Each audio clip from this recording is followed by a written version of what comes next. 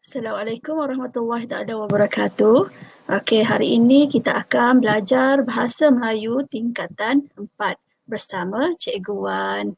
Okey, sebelum kita meneruskan PDPR kita pada pagi ini, okey, eloklah kita baca dahulu doa belajar. Okey, Bismillahirrahmanirrahim. اللهم افتح علينا حكمتك وانشر علينا من خزائن رحمتك يا أرحم الراحمين آمين. Okey, sebelum kita pergi pada perbincangan topik kita pada hari ini, okey, cikgu akan terangkan serba sedikit kandungan pembelajaran kita pada hari ini. Okey, hari ini kita akan belajar tema 1. Okey, boleh para pelajar boleh rujuk buku teks tema 1 iaitu merealisasikan impian. Okey, kita tengok dalam ni. Okey, isi kandungan pembelajaran kita hari ini. Okey, hari ini kita akan belajar 3.0 iaitu kemahiran menulis. Okey, kita tengok pada SK. Okey, standard kandungan 3.3 iaitu menulis untuk mengemukakan maklumat tentang sesuatu perkara.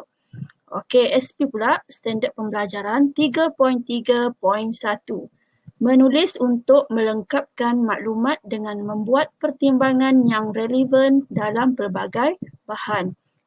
Okey, objektif pembelajaran kita hari ini, okey, di akhir pembelajaran, pelajar dapat menyenaraikan isi-isi penting karangan berdasarkan kepelbagaian bahan rancangan. Okey, yang kedua, okey, pelajar dapat menulis sebuah karangan yang lengkap. Okey, seterusnya.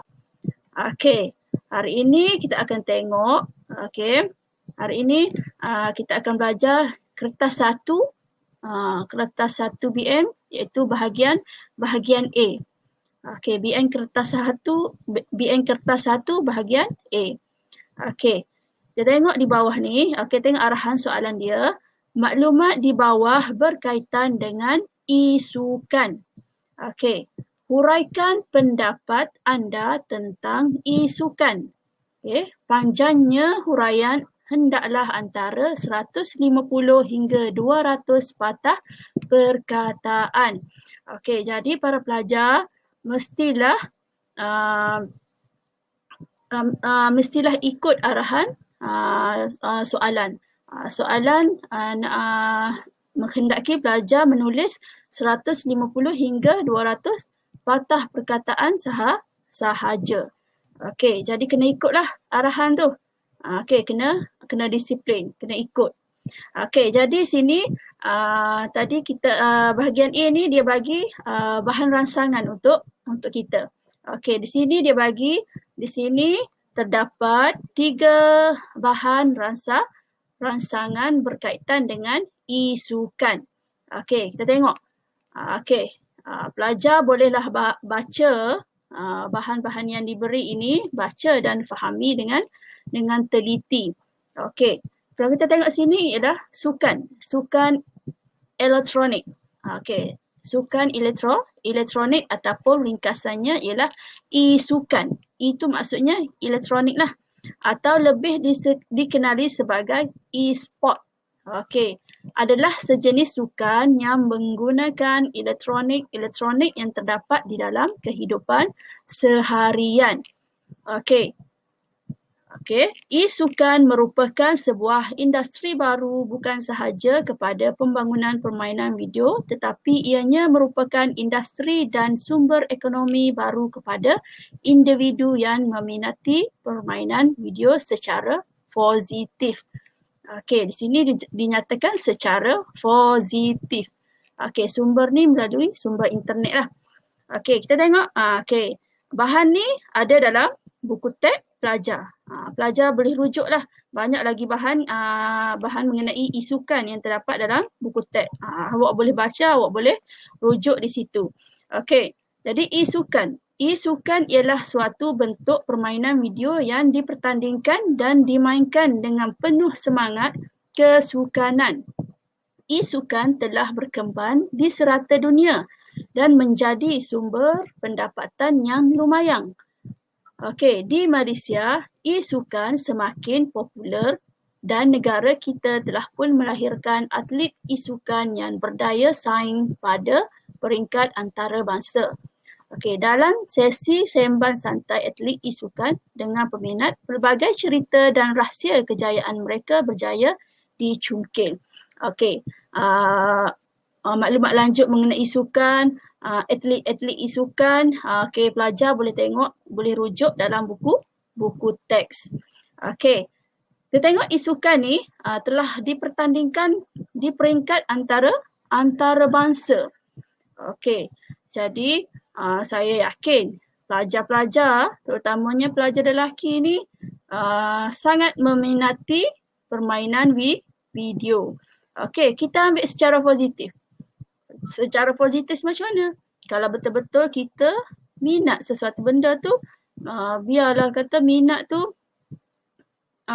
biar kita bawa ke depan. Jangan sia-siakan. Okey. Kita tengok sekarang ni, e-sukan ni ramai dah atlet e-sukan ni yang bergelar jutawan. Jadi jangan main video ni hanya main dengan sia-sia saja. Biar ada manfaat, biar ada pulangan yang kita perolehi untuk masa hadapan. Okey. Jadi di sini ialah persoalannya di sini. Pelajar dikehendaki menghuraikan pendapat anda tentang e-sukan. Okey, kalau kita tengok di sini, okey, bahan-bahan yang diberi ni, ni menunjukkan kepada keistimewaan yang terdapat dalam e-sukan ataupun sukan elektronik. Okey. Ni pelajar menulis karangan seperti biasa lah ni, tapi terikat dengan patah perkataan yang diberi, iaitu 150 hingga 200 patah perkataan sahaja. Okey, seterusnya. Okey, jadi di sini hari ini cikgu nak bincangkan mengenai kaedah macam mana nak menulis karangan mengikut kaedah yang saya rasa sangat senang. Okey, kita ada kaedah. Macam mana kaedah ni? Sebab dengan kaedah ni kita boleh mengembangkan lagi isi karangan kita. Okey, jadi sini cikgu nak perkenalkan kaedah CG. CG dalam penulisan karangan. Okey, apa itu CG? Okey, dalam penulisan karangan, murid dicadangkan menggunakan kaedah cikgu Galib ataupun kaedah CG. Okey, CG tu maksudnya C, cikgu, G, Galib. Cikgu Galib. Okey, mengikut kaedah CG, terdapat 5 langkah yang perlu dikuasai oleh murid untuk menghasilkan karangan yang cemerlang.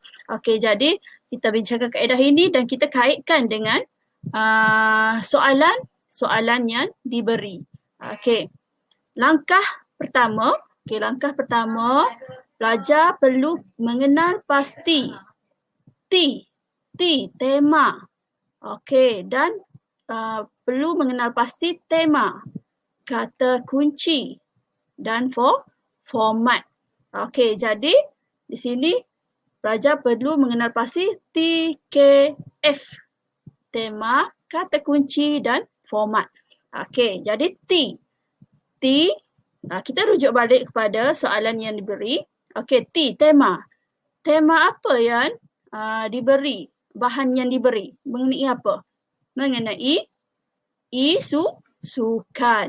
Okey, jadi kita tengok yang kedua. Okey, kata kunci. Apa yang soalan tu kehendaki? Okey, soalan tu kehendaki ialah keistimewaan sukan. Keistimewaan sukan. Kalau merujuk kepada bahan yang diberi, itu menunjukkan kepada keistimewaan sukan. Okey, F ni format. Okey, kalau kita tengok pada soalan yang diberi, huraikan pendapat. Okey, huraikan pendapat anda. Okey, jadi formatnya ialah format umum. Okey, bukan format yang ada contohnya format lain, karangan. Okey, itu karangan jenis format. Jadi format ni ialah umum. Okey. Format pekarangan ni ialah umum. Okey, langkah yang kedua. Pelajar perlu mencatat isi. Okey, mencatat isi. Kalau awak tengok baca bahan yang diberi tu, baca dengan teliti, baca dengan betul-betul. Okey, kalau kita tengok kepada bahan yang diberi, ada 3 bahan tadi. Okey, bahan yang diberi, kalau kita buat kesimpulan pada bahan yang diberi, kata kuncinya ialah keistimewaan isukan. Okey, jadi di sini kita tengok pada gambar yang pertama. Okey, keistimewaan yang pertama ialah dipertandingkan sehingga ke peringkat antarabangsa. Okey, itu yang pertama. Keistimewaan yang pertama. Okey, yang kedua merupakan industri dan sumber ekonomi baharu kepada individu ataupun masyarakat kita lah. Okey, sumber ekonomi baharu. Okey, yang ketiga menjadi sumber pendapatan lumayan. Okey, jadi dalam tu kita tengok pada hari ini atlet isukan ni dah boleh jana pendapatan yang lumayan. Dah boleh jadi jutawan. Ada setengah tu dah jadi jutawan melalui isukan. Okey. Kalau kita tengok isukan apa yang popular? Okey, isukan PUBG. Ni saya rasa memang pelajar sangat-sangat tahulah PUBG. Okey, PUBG, Mobile Legend. Okey, Fortnite, Counter Strike dan Dota. Okey, Dota. Yang mana kalau kita tengok, kalau awak boleh awak Google, kita tengok kepada hadiah yang diberikan, hadiah yang ditawarkan sangat lumayan. Kalau PUBG pernah ditawarkan sebanyak 28 juta hadiah. Okey, Mobile Legend 20 juta, 27 juta. Okey. Fortnite 83.5 juta. Counter Strike 94 juta dan Dota 172 juta. Hadiah yang ditawarkan. Ni di peringkat antarabangsa. Okey. Jadi minat yang ada tu janganlah sia-siakan. Cuba kembangkan. Okey, tonjolkan minat yang ada. Okey. Okey, seterusnya kita pergi kepada langkah 3. Langkah 3 ni menulis perenggan pengenalan. Okey, langkah ketiga menulis perenggan pengenalan. Okey, hendaklah mempunyai 2 jenis ayat. Okey, di perenggan tu awak boleh tulis dua jenis ayat. Okey, ayat yang pertama ialah ayat ransangan. Ayat ransangan. Ayat ransangan ni ayat yang berkaitan dengan tema tadilah. Okey, tema tadi ialah isukan. Okey. Yang kedua ayat arahan. Okey, ayat arahan ni ayat yang menjawab soalan atau kata kunci tadi. Okey, ayat yang menjawab soalan atau kata kunci. Kata kunci tadi apa dia? Keistimewaan isukan. Okey. Jadi kalau awak tengok dalam bahan tadi pun boleh awak ambil sebagai perenggan awak, sebagai ayat pengenalan awak. Okey, di bahan yang diberi tadi. Boleh ambil sebagai pendahuluan awak. Ataupun pengenalan awak. Pendahuluan, pengenalan benda samalah. Okey, boleh ambil di situ terus. Okey, langkah yang keempat. Okey, menulis perenggan isi. Okey, langkah yang keempat menulis perenggan isi. Okey. Dalam perenggan isi ni hendaklah mengandungi sekurang-kurangnya 5 ayat dalam setiap perenggan. Okey, ada 5 ayat dalam setiap perenggan. Okey. Yang pertama, ayat judul. Okey, ayat judul ni apa? Ayat yang mengandungi kata kunci jawapan yang menjawab pokok persoalan karangan.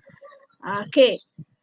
Ayat judul tadi kalau kita tengok boleh ambil ayat judul keistimewaan tadilah. Keistimewaan yang pertama tadi dipertandingkan sehingga ke peringkat antarabangsa. Okey. Tu ayat judul dia. Ayat huraian. Huraian lanjut tentang isi utama bertujuan untuk menyokong isi-isi utama. Okey, huraian tentang huraian lanjut lah tentang isi utama tadi. Mana tadi awak ambil isi utama dia dipertandingkan sehingga ke peringkat antarabangsa. Okey, jadi bagi huraian terhadap isi tersebut. Okey, yang ketiga ayat contoh. Mengandungi bukti atau contoh berkaitan dengan isi untuk memperkukuhkan hujah. Okey, kita bagi contoh. Kita bagi ayat contoh untuk memperkukuhkan lagi hujah kita. Untuk memperkukuhkan lagi hujah awak yang awak kata isukan ni istimewa sebab dipertandingkan sehingga ke peringkat antarabangsa. Awak kata, mana contoh yang nak memperkukuhkan lagi hujah awak ni? Tadi cikgu bagi dah sama tadi kan? Hadiah lumayan 27 juta. Ada yang 172 juta hadiah dia. Okey, tu boleh bagi ambil sebagai contoh lah. Okey, yang seterusnya ayat 4. Ayat yang memperlihatkan kesan atau implikasi. Okey, menunjukkan kesan dan implikasi. Okey, awak kata, wah, hadiah lumayan. Tadi contoh awak bagi hadiah dia lumayan sampai 172 juta hadiah. Okey, bila contohnya awak menang, hadiah tu impak dia kesan apa? Kesan dia awak bakal jadi jutawan. Taraf ekonomi awak pun semakin tinggi. Tu kesan dia. Mungkin boleh ambil sebagai kesan dia, impak dia. Okey, ayat penegas. Ayat yang memberikan penegasan tentang isi ayat ini, tentang isi. Okey, ayat ini biasanya mempunyai penanda wacana. Okey, ni ayat penegasan lah. Kita nak tegaskan hujah kita tu. Kita nak bagi penegasan lagi, nak kemah lagi. Hujah kita. Kita kata hingga peringkat antarabangsa ke apa ni. Contohnya lah. Okey, jadi ayat penegas ini nak memperkukuhkan lagi hujah kita, isi kita. Okey. Ayat penegas ni biasanya mempunyai penanda wacana. Penanda wacana, kesimpulannya, seterusnya. Okey, penanda wacana yang sesuai lah awak letak di situ. Okey, untuk ayat penegas ni. Okey, langkah yang terakhir, langkah 5, menulis perenggan kesimpulan. Okey, ayat dalam perenggan ini terdiri daripada ayat kesimpulan, ayat cadangan, ayat pendapat, ayat harapan, ayat penilaian dan sebagainya lah. Okey, ni ia terdiri pada ni lah. Dia boleh dipanggil ayat cadangan, dia boleh dipanggil ayat pendapat, ayat harapan, ayat penilaian dan sebagainya lah. Di perenggan kesimpulan. Okey.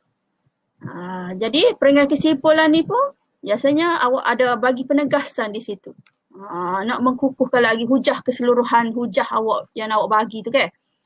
Okey, jadi di sini ini adalah 5 langkah untuk awak kembangkan isi dalam karangan awak.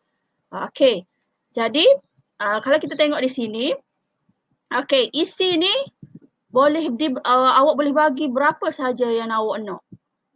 Tapi terikat dengan patah perkataan lah. Jadi kalau isi banyak, terlebih patah perkataan, tak boleh lah. Okey, jadi sini cikgu bagi 3 isi. Sekurang-kurangnya 3 isi tu pun dah baik dah okey dah. Okey, jadi sini cikgu bagi 3 isi lah. 3 isi ni bukan dalam satu perenggan. 3 isi ni dalam, maksudnya 3 perenggan lah.